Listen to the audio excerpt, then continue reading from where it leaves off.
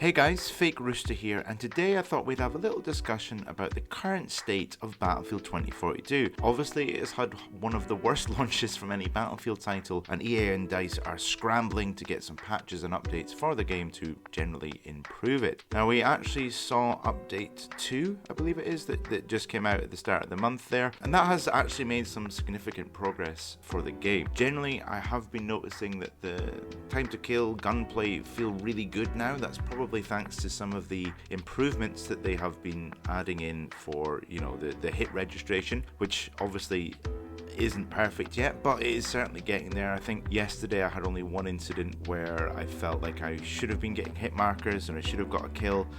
Particularly with the LMGs, I've noticed it seems to happen more with the LMGs than with some of the other weapons in the game, so kind of avoiding them for now. Generally, I did notice the server performance was still a bit rubbish at times. There was a lot of stuttering, there was points playing Hourglass where my frame rate dropped to about 2. Bear in mind I am playing on Series X, so I have got a powerful enough machine for 60 FPS solidly, but did notice a few drops in there. And it's kind of unacceptable that a game has launched in the condition that this game has launched in. I mean, particularly with the servers and things like that as well. I feel like we are seeing some movement within EA as they kind of reorganize studios. I don't know if you've seen the news, but there is some news about the idea of a Battlefield universe, and there are people from different studios, from Respawn, people that have worked on Halo and Apex and things like that are coming on board to help with the future of Battlefield, whatever that might be. And it does sound like they're creating more narrative experiences, which is interesting.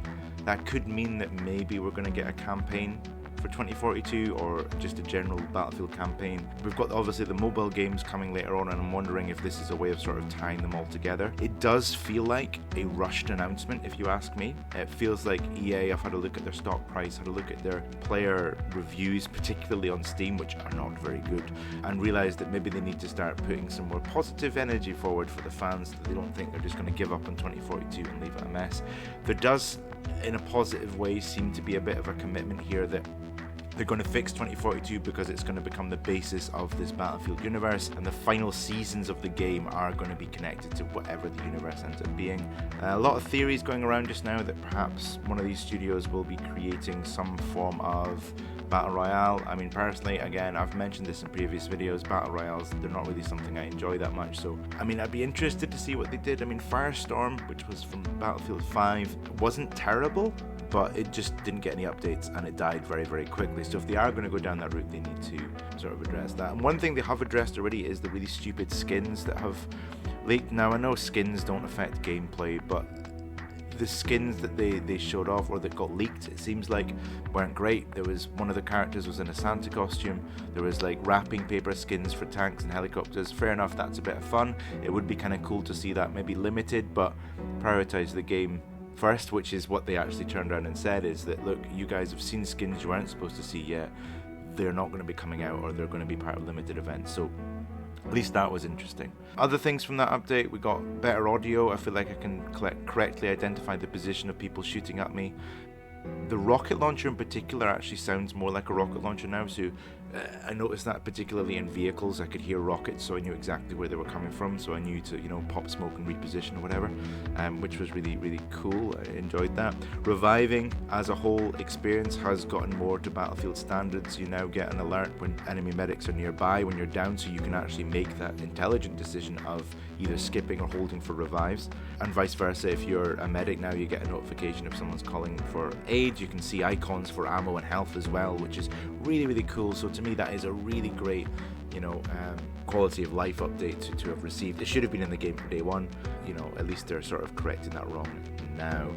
There is still the missing scoreboard, which is infuriating. Yes, we have a scoreboard, but you can't see how many points you've got as an individual compared to other individuals in the match. You can only see how well your squad is doing, which I kind of get. It does feel like that they've been going for more, hey, focus on your squad, don't focus on the individual, but there are better ways. There are point incentives you could use instead, and that is something I would like to see addressed in the future with the next update. The bolt is still broken. It's one of the most broken vehicles in the game just now, where the high explosive cannon, in my opinion, just remove the high explosive cannon option from that vehicle. Just take it out, make it a more transport orientated vehicle. That would be a great solution. And what I have noticed particularly on Series X is that if you are being attacked by 20mm, 30mm, 50mm cannons. It stutters your game. You can't escape it. Your character seems to be running on ice. That seems to be happening on PC from some content creators that I follow as well. They have mentioned this as well, so something to be looked at there. The teamwork, it's still kind of missing. I mean, there's more of it now. I feel like I am getting revived. I'm getting ammo more because those icons are in the game now. But I just feel like you're not getting enough points for capping objectives. You're not getting enough points. You're not getting any points for being a squad leader or for following squad leader orders, which ultimately, if you look back at Battlefield 4 and Battlefield 1, that encouraged teamwork. If you had an active squad leader, I mean, for me personally, if there was an active squad leader, or it was me trying to do that role, I found the squad were actually working with you, and you get all those points for completing squad orders and capturing objectives, defending objectives. I would like to see that as well. I still absolutely hate armor in the game. I don't think it's necessary. I think it's added a weird mechanic that doesn't add anything, except every so often you get killed because you didn't finish a guy off because he's got armor. It would be interesting if they could have some sort of way of visually showing the character having armor, maybe bulk them up or actually put a Kevlar vest on the character model or something. I know it would take a lot of work and is a bit ridiculous, but I'd like to see some form of indication that yes, my enemy has armor before I shoot him, so that I can make the decision of, right, if I have to engage him, I have to be close enough, I have to be within this engagement range for my rifle to kill him quickly or go for headshots. Something like that would be cool. On friendlies, you get the little blue icon next to the health. Could we have that on enemies? I don't know if that detracts from it and kind of shows off that the mechanic is a bit inert, a bit not useful.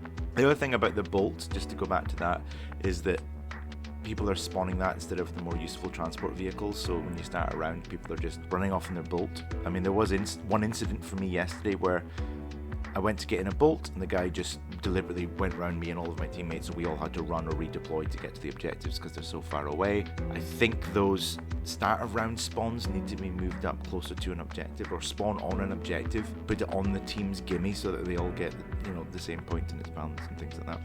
And spawns on objectives, particularly when they're contested, you tend to spawn in the open, so the team that's capping just keeps an eye on the perimeter and just kills you before you can get anywhere near it. I think we should be spawning in sort of buildings. But I mean, it does sound doom and gloom. It sounds like I am being very negative. I just would like to see the game improve. I think there's still a lot of potential with this game, and I am still having fun, and I actually think I'm doing well now. I didn't really feel like I was connecting with the weapons or with the movement to try and get kills. I think with the hit reg improvements, I personally have improved a wee bit, and as a result had a bit more fun. So if they keep working on that, which they have said they will be, we could be in a good shape to start at 2022, really push the game and see what happens there. And I will say one of the best things they've done is added rush. Now admittedly it is confined to the portal menu, but at least you're getting XP for that now, so it's not the end of the world. But man, rush is fun. The smaller player numbers, the specific vehicles, there's not really anything overpowered. You're not getting explosive spam, and there's less players, so you are getting a more concentrated experience that I think is really objective focused, particularly because the players that are seeking out rush have to seek out rush, so they're that they're in the mindset of wanting to win. So it can be tough as an attacker, but I think with some tweaks here and there, that could be a really, really fun mode. I would like to see it permanent instead of limited time. And from my understanding of things I was looking at yesterday, they are going to be releasing 64 player Conquest, so a smaller version of Conquest, which is basically going to be limited as well, and I would like to see that as a permanent mode, add some more modes in here. If we are doing the 64-man Conquest, I'm curious to see if we can cross-play with everyone. I don't think we will be able to, just because of the technical limitations and sort of an even playing field sort of thing amongst the consoles more than PC. So that would be interesting if we got, original Xbox One and up to Series X playing together. That would be interesting, but I don't really know if that's going to happen or not. It would be kind of interesting. Overall, I'd say the state of the game is that it is in a good place if improvements keep coming, patches keep coming, if the clear communication that we are actually getting, which is surprising from a Battlefield release, but if the clear communication we've been having continues, then there could be a turnaround. There still could be a turnaround. And as a Battlefield fan, I hope this isn't the end of the franchise, because I know a lot of people have said that. A lot of players have now quit the franchise because of this game, so DICE have lost a lot of faith, and I'm hoping that they can get that back, and I'm hoping that we see a bit of a turnaround. They have done it before. We've seen it with Battlefield 4. We've seen it with Battlefield 5 at the end of its life cycle.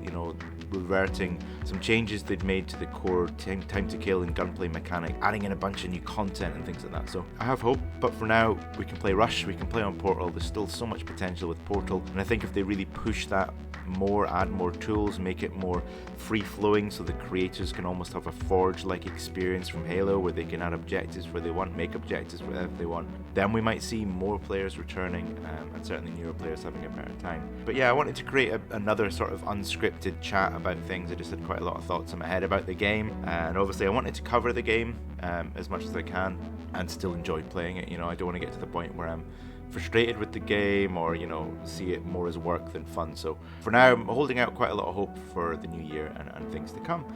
But if you made it this far, thank you very much for listening. Please give me a like if you've enjoyed the video. Consider subscribing if you want some more content from me for Battlefield and Halo. Thank you again for watching, and I'll see you guys in the next video.